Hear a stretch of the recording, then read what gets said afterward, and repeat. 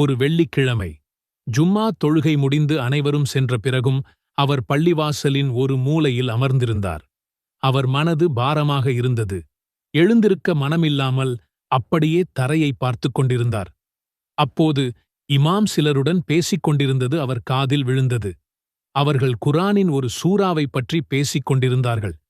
சூரா அந்நூர், அதன் அர்த்தம் ஒளி. அந்த சூறாவை ஆழமாக ஓதிப் பார்த்தால் உள்ளத்தில் ஒரு வெளிச்சம் பிறக்கும். அல்லாஹ்வே தன்னை வானங்கள் மற்றும் பூமியின் ஒளி என்று அதில் சொல்கிறான் என்று இமாம் சொல்லிக் கொண்டிருந்தார். அந்த வார்த்தை அந்நூர், ஒளி, அவருடைய இதயத்தில் ஒரு மணி போல் ஒலித்தது. ஒளியா? இப்போது என் வாழ்க்கையில் அதுதானே இல்லை. இருட்டில் மூழ்கிக் கிடக்கிற எனக்கு ஒளியைப் பற்றி பேசும் ஒரு சூறாவா என்று அவருக்குள் ஒரு சின்ன ஆர்வம் பிறந்தது. வீட்டுக்கு வந்ததும் வழக்கம் போல விரக்தியுடன் அமராமல் ஏதோ ஒரு உந்துதலில் திருக்குரானை எடுத்தார். தூசி படிந்திருந்த அந்த பிரதியைத் திறந்து பொருளடக்கத்தில் அந்த அத்தியாயத்தை தேடினார். அத்தியாயம் 24, சூரா அந்நூர்.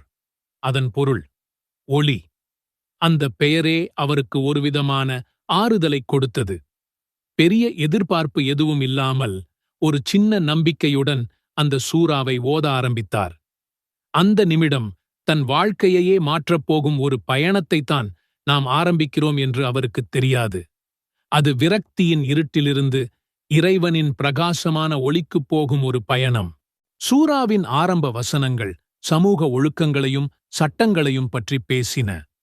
அவதூறு பேசுவதன் தீமை, கற்பின் முக்கியத்துவம், அடுத்தவர் வீட்டிற்குள் நுழையும்போது அனுமதி கேட்க வேண்டிய அவசியம் என்று ஒவ்வொரு வசனமும் சமூக வாழ்க்கையில் வரும் குழப்பங்களுக்குத் தீர்வாக இருந்தது. இதை படிக்கப் படிக்க அவர் தன்னைச் சுற்றியுள்ள பிரச்சனைகளைப் பற்றி யோசிக்க ஆரம்பித்தார்.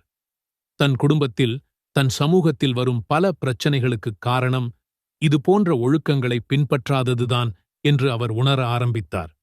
அது வெறும் சட்டங்களாகத் தெரியவில்லை, அமைதியான ஒரு சமூகத்தை உருவாக்குவதற்கு இறைவன் காட்டும் வழியாகத் தெரிந்தது. அவர் தொடர்ந்து ஓதிக்கொண்டே வந்தார். அப்போது அந்த அதிசயமான வசனத்தை அவர் அடைந்தார். சூரா அந்நூரின் 35வது வசனம். ஆயத் அந்நூர், ஒளிவசனம்.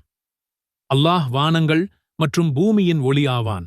அவனுடைய ஒளிக்கு உவமையாவது அதனுள் ஒரு விளக்கு வைக்கப்பட்டிருக்கும் ஒரு மாடம் போன்றதாகும். அவ்விளக்கு ஒரு பளிங்குக் கண்ணாடியில் இருக்கிறது.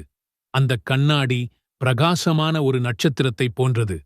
அது பாக்கியம் பெற்ற ஜைத்தூன் மரத்தின் எண்ணெயால் எரிக்கப்படுகிறது. அது கிழக்கையும் சேர்ந்ததல்ல, மேற்கையும் சேர்ந்ததல்ல.